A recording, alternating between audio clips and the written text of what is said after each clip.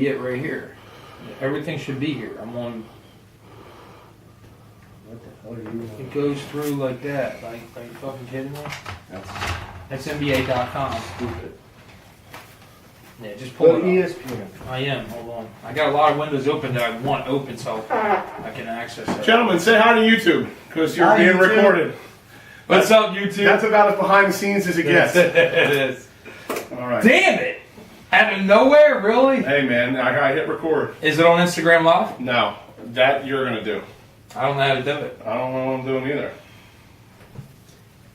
Welcome to Welcome to Philadelphia's best podcast. No, I can't do that. Not at all. Not yet. Not yet. Okay, let's see. So they're getting to see a little bit of behind the scenes of the Pattison Ave Phanatics. You can fast forward through all this if you'd like to get to the podcast. I am talking to you in the future. That's pretty awesome. I think that was a good one. Did you pull it up, Joey? Not yet. Hang on. And we're going in with the killers? Yeah. All right. Killers. I moved that up. What do you think? A little better? A little closer? Yeah. Right. I just can't see me at all. Let's angle this a little bit.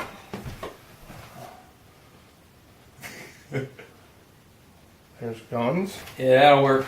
That'll work.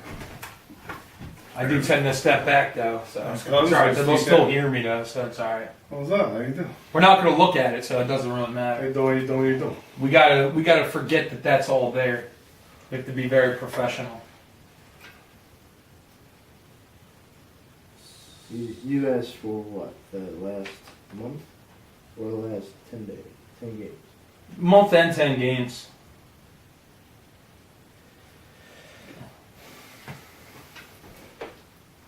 It's like pulling fucking teeth to find this shit. Finding shit. 1, 2, We're shit finders. 3, 4, 5, 6.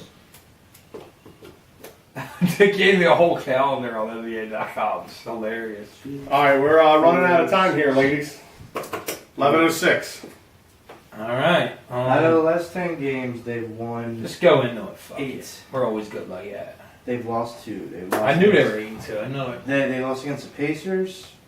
They lost against. Just had a lot the going Wizards. on, you know. I couldn't figure that out. Okay. So, it is The Killers. It is TK chiming in with his intro. And then it is us going Instagram Live. Alright, so get ready. Hopefully this freaking commercial will come on. Hold on, let me make sure. Alright, we're good. Go back. So what do I hit here to send this all live? I'll pull it up live. I'll do it. Did you do it? I think I took a picture. Took a picture. Good job. X. Live is right there. That's live. Checking connection. All right, let's do this. Insta Grizzle Lizzle. Instagram Live, Pattison Ave Phanatics. Welcome in live, Instagram people. We're about to get this going. TK. You ready? Ready. You ready to count this All down? right. And Joe, you ready? Yeah. Ready? 5, 4, 3.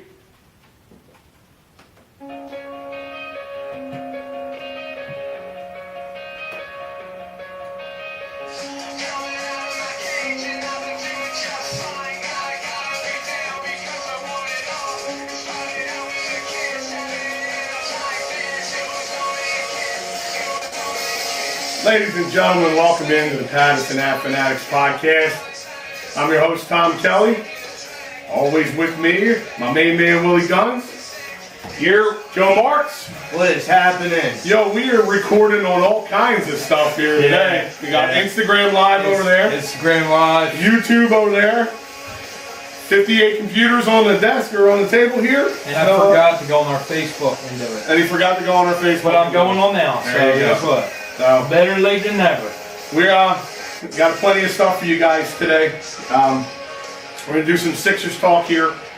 We're hot and heavy into the season here with the 76ers. We got some Flyers talk over for you guys. We got some Philadelphia Eagles salary cap talk, which might be boring to some and interesting for others. We don't know. We'll see how it goes. And then a neat little segment at the end that I kind of wanted to put together.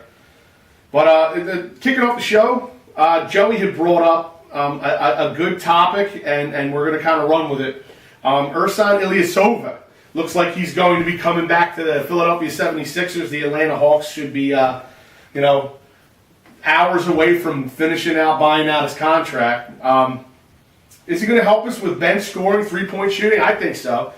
I mean, it's kind of clear. Like right now, he's averaging almost 11 points a game, and Atlanta being in the cellar right now, they're just trying to kind of parse out their pieces and figure out how to rebuild and start with the nucleus. Maybe they think Dennis Schroeder is going to be that guy, and they're just trying to get rid of salary.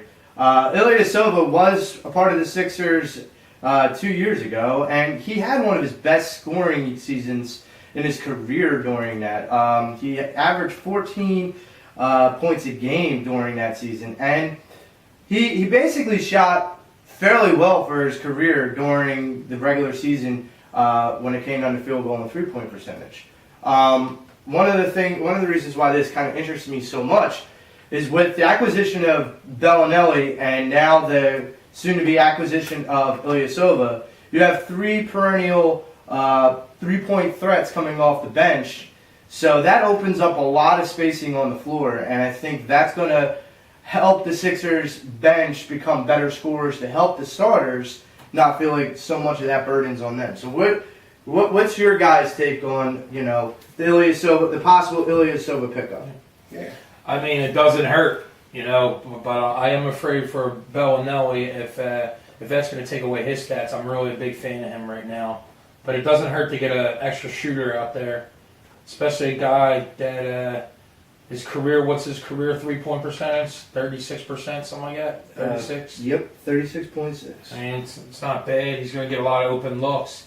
Sixers tend to miss some open looks when they don't have that good of a shooter out there. So I definitely think it's better than not getting anybody at all, Yeah, absolutely. I like I would agree with Bellinelli. that. I like Bellinelli, and I'm definitely looking forward to seeing him play.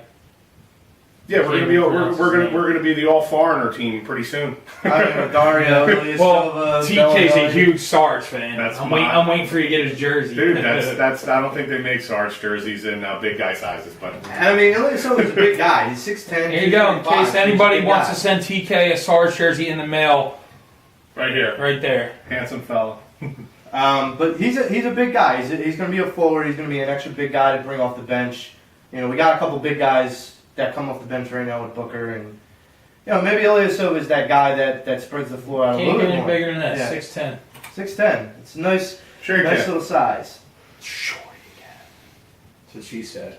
Well, I mean, we went as big as Sean Bradley, and that didn't work out for So us. he's a small forward or a power forward, like I think you would put him as 3. plays 2 spots. I think you would play 3. Who's that? Ilyasova. Yeah. Because I think if you put him at the 4, you kind of like hamstring That's big, man. the type of player he can be. You're gonna have Simmons out there, Embiid. Well, I mean, you got to figure if you put him at the 4, Simmons is going to be he's going to be guarding the 4s on the floor. Exactly. So that's going to kind of mess up a little bit of your spacing there. He's going to be running the point, but he's guarding the 4. So I mean, Brett Brown is doing his thing. He knows how to work guys around, especially for Ben. I mean, it's not to say that Ilyasova can't rebound. He averages 5.5 rebounds in his career. So it's not to say that he can't rebound. I just don't expect him to be like a double-double guy. Did we get any word that how long is it going to take to get him here? From everything I'm hearing, this is going to be done today. He might be here today or tomorrow. Okay. And I mean, if that happens, that's it's probably going to take a couple days to get him oriented back into the system again. Mm. I'm sure the system hasn't changed. Could we have him by March 1st going against Cleveland, at Cleveland? That's a strong possibility. That would be nice. That's a possibility. That'd be nice. And he would go against one of his. Well, no, I thought I'm mixing up players. So, all right. It's okay. It happens on live. There's nothing Nah, to do about nothing you that. can do about it now. YouTube, we'll have to edit that out. So Joey was correct before that. Now he's not correct.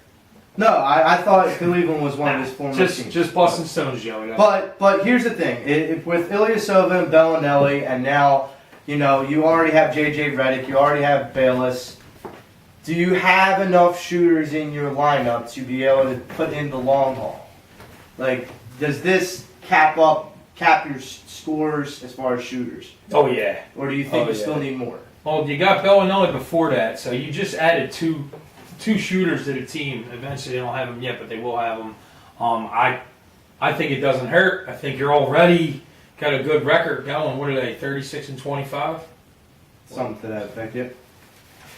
Is it? Make sure that I'm not.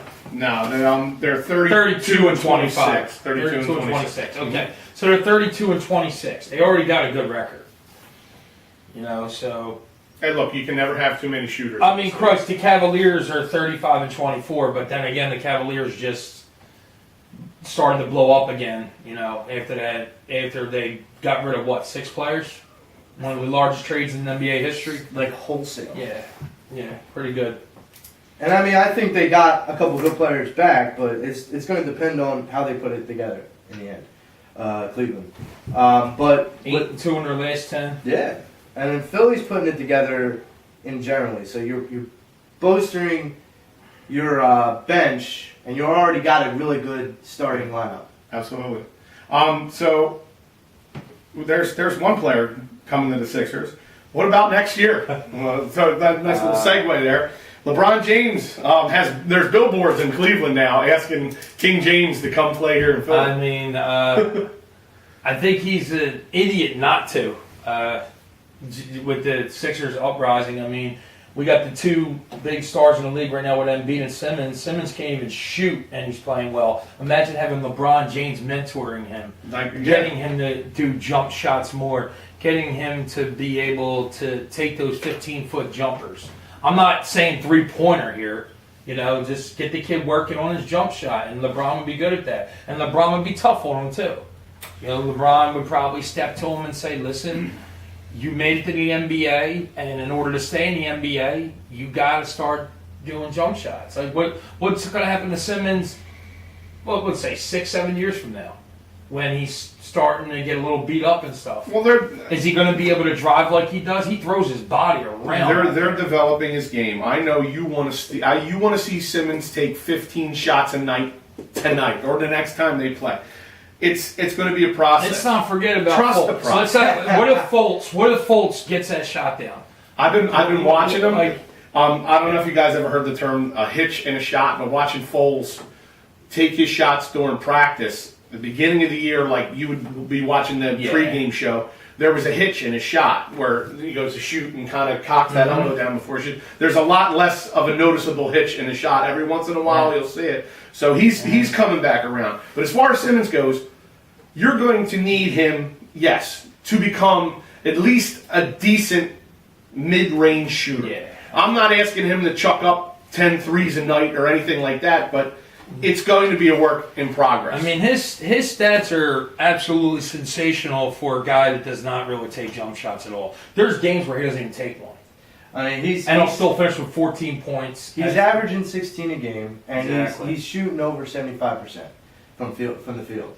So you have to understand, like a guy like that, who's a big guy who can shoot to that high of average. Well, and he's young, and he's still up and coming. We're not at the apex of where Ben Simmons is. You got to figure that 75% from the field. How many of those are dunks and layups? Right. A lot. But, Yeah, I would say 85%. You know what? His counts layup's in the not bad, percentage. though. No. He's got a damn good layup, and obviously he's averaging 16 points a game, but also Joel Embiid playing with LeBron James. See, we just started off with Simmons. Now you got Embiid playing with James. I mean, You can't double team Embiid. You can't double team James, because then you're going to have Redick open for a 3. You're going to have Bellinelli open. You're going to have the new guy, Le Chavot, whatever his name is. That was a joke. Ilyasova. But I'm just saying, Embiid can't be double teamed. LeBron can't be double teamed. Simmons can't be double teamed, because you would have that nucleus of just. Well, there's only 5 defenders in the court, so you I can't mean, double team 3 guys. LeBron, I know him. He's got to be looking into it. He has to be. Do you think he's looking into it? Kick it out the Sarge. No, and kick it out the Sarge. Exactly.